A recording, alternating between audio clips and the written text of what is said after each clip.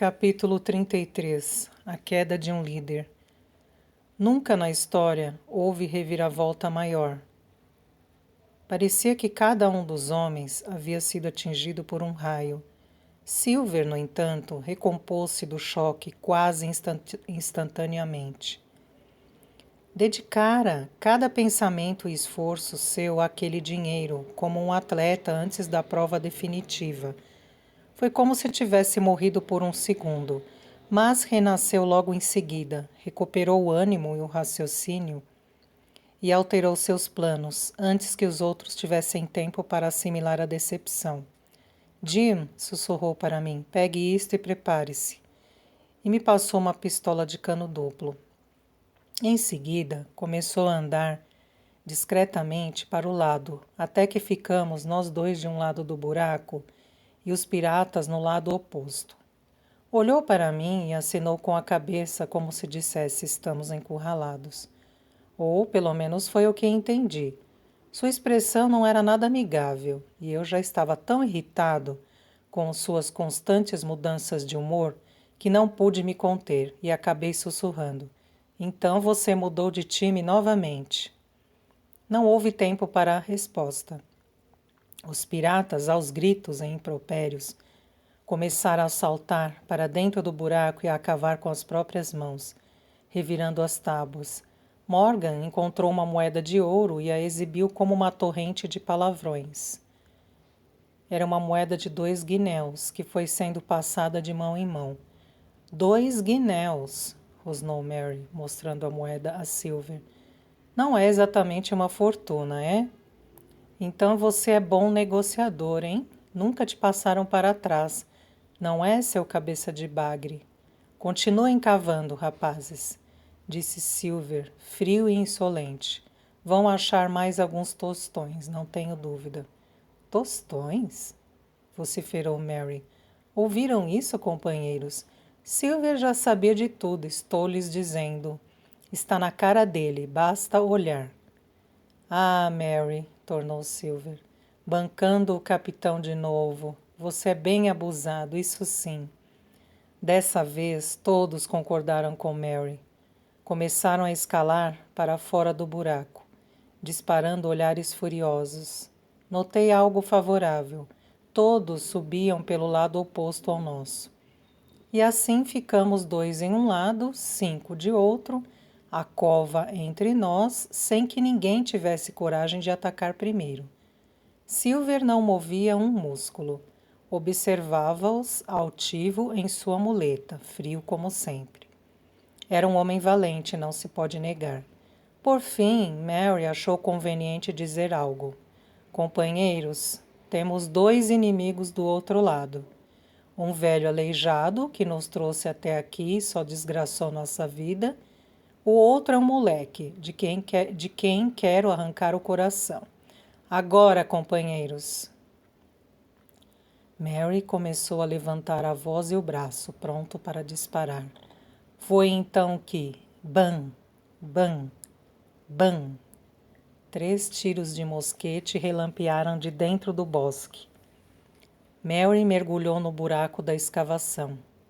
O homem de cabeça enfaixada rodopiou e caiu estendido ao seu lado morto, mas ainda se contorcendo. Os outros deram meia volta e fugiram a toda velocidade. Antes que eu pudesse piscar, Long John descarregou sua pistola em Mary, que ainda se debatia. Enquanto o pobre coitado ainda revirava os olhos agonizante, Silver lhe disse: agora estamos quites, George. No mesmo instante, Gray, Ben Gunn e o doutor saíram de trás das nogueiras e se juntaram a nós, com suas armas ainda fumegantes. Em frente! Gritou o Dr. Livesey. Depressa, rapazes, temos que pegá-los antes que cheguem aos botes. E disparamos a correr por entre arbustos que batiam em nosso peito. É preciso reconhecer o empenho de Silver em nos acompanhar.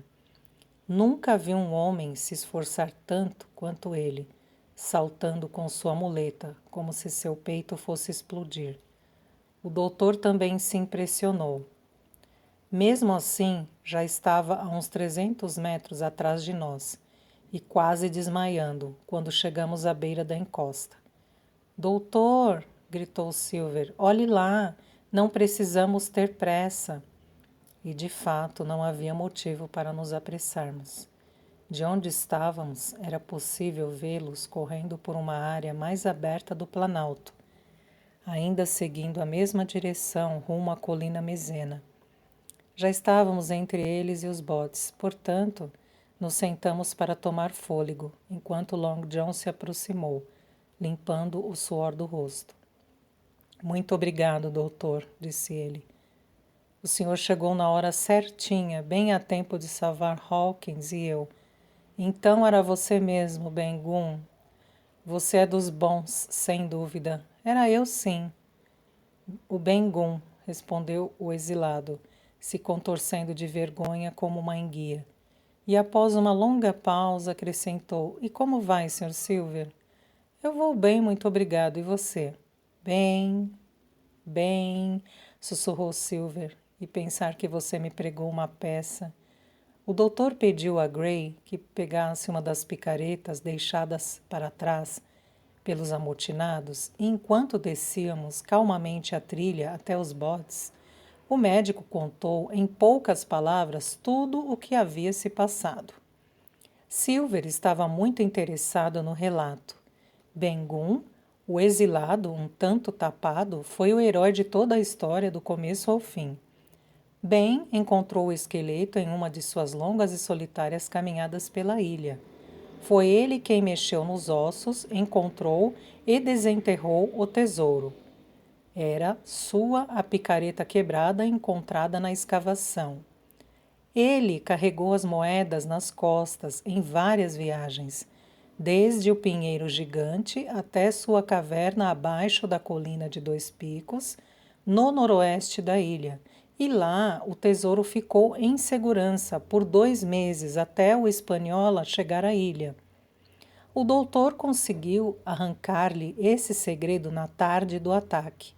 E na manhã seguinte, ao encontrar o ancoradouro deserto, foi falar com Silver.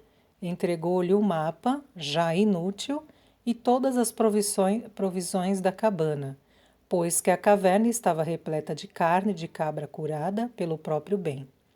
Dr. Livesey abriu mão de tudo o que tinham para que pudessem sair da paliçada em segurança e se realocarem na colina de Dois Picos, onde ficariam longe da malária e poderiam vigiar o dinheiro de perto. Quanto a você, Jim, continuou o médico, mesmo com o coração apertado, fiz o que julguei ser o melhor para aqueles que cumpriram fielmente o seu dever. E por sua própria escolha, você não fazia mais parte desse grupo. Naquela manhã, ao perceber que eu estaria presente quando os piratas tivessem a grande decepção que ele havia planejado, o doutor correu até a caverna, deixou o capitão aos cuidados do barão e, com Gray e o exilado, cruzou a ilha em diagonal até o Grande Pinheiro. Logo, percebeu que os amotinados chegariam antes ao local. Ben-Gunn, com seus pés ágeis, foi enviado na frente com a missão de me salvar como fosse possível. O exilado teve então a ideia de usar as superstições de seus antigos companheiros contra eles mesmos. E seu plano foi tão bem sucedido que o doutor e Gray tiveram tempo de chegar e ficar de tocaia antes que os bandidos encontrassem a escavação. Ah, minha sorte é que eu estava com Hawkins aqui, comentou Silver. O senhor teria deixado eles fazerem picadinho do velho John. Sem nem pensar 2 vezes, doutor. Sem pensar 2 vezes, confirmou o Dr. Livesey sorrindo. Enfim, chegamos aos botes. O doutor destruiu um deles com a picareta e embarcamos no outro para dar a volta na ilha até a Enseada Norte. Era um percurso de 12 a 14 quilômetros. Silver, embora quase morto de cansaço, foi posto para remar junto aos outros. E logo deslizávamos com rapidez pelo mar calmo. Não demorou e passamos pelos canais e dobramos o cabo sudeste da ilha, por onde tínhamos rebocado o Hispaniola 4 dias antes. Ao passar pela colina de 2 picos, vimos um homem em pé, apoiado em seu mosquete, na escura entrada da caverna de Ben-Gun. Era o barão. Agitamos um lenço e lhe demos 3 vivas, com Silver engrossando o coro, com o mesmo entusiasmo dos demais. 5 quilômetros adiante, logo na entrada da Enseada Norte, o que encontramos, senão o Hispaniola à deriva? A última maré o havia levantado, e se acaso o vento e a corrente fossem tão fortes quanto no ancorador ao sul, jamais o encontraríamos novamente, ou talvez ficasse encalhado definitivamente. A não ser pela vela principal, suas avarias eram poucas. Providenciamos uma nova âncora, e ao lançarmos a uma braça e meia, e a lançamos a uma braça e meia de profundidade. Então, voltamos para a Baía do Rum, a praia mais próxima da Caixa Forte de Ben-Gun. Gray tomou o bote novamente, agora sozinho, e voltou ao Hispaniola, onde passaria a noite de vigia. Uma rampa suave subia da praia até a entrada da caverna. O barão nos encontrou ao final dela. Tratou-me com educação e gentileza, sem me culpar ou mesmo congratular por minha fuga. Mas enrubesceu ligeiramente após a cordial continência de Silver. John Silver, você é um traidor vil e abjeto, um traiçoeiro desprezível. Disseram-me para não levá-lo à justiça. Bem, não farei isso, mas suas vítimas pesarão em suas costas como 1000 grilhões. Eu lhe agradeço imensamente, senhor, tornou Silver com outra continência. Não ouse me agradecer, vociferou o barão. Estou deixando de cumprir meu dever. Fique longe de mim. Em seguida, entramos todos na gruta. O local era espaçoso e arejado, com uma pequena fonte que alimentava um fosso de água cristalina e samambaias que pendiam nas paredes. O chão era de areia. O capitão Smollett estava deitado ao lado de uma grande fogueira em um canto afastado, onde a luz das chamas mal chegava. Cintilavam grandes pilhas de moedas e colunas de barras de ouro. Enfim, o tesouro de Flint, que de tão longe viemos buscar e pelo qual 7 tripulantes do Hispaniola perderam a vida. E quantas outras mortes para que aquela fortuna fosse acumulada. Quanto sangue e desgraça, quantos navios afundados, quantos homens lançados ao mar, quantas balas de canhão, humilhações, mentiras, crueldades. Nenhum homem seria capaz de calcular. E ainda restavam 3 naquela ilha. Silver, o velho Morgan e Ben-Gun, que haviam tomado parte nesses crimes, na vã esperança de terem também sua parte em ouro. Entre, Jim, convidou o capitão Smollett. À sua maneira, você é um bom rapaz, Jim, mas acho que não navegaremos juntos de novo. Você tem padrinhos demais, na minha opinião. E você, John Silver, o que faz aqui, homem? Vim cumprir meu dever, senhor, respondeu Silver. Ah, completou o capitão, e foi só o que disse. O jantar naquela noite foi bem agradável, na companhia de meus amigos, e foi um banquete com a carne curada de Ben-Gun, alguns outros petiscos e uma garrafa do vinho do Hispaniola. Tenho certeza de que nunca se viu homens mais alegres ou satisfeitos.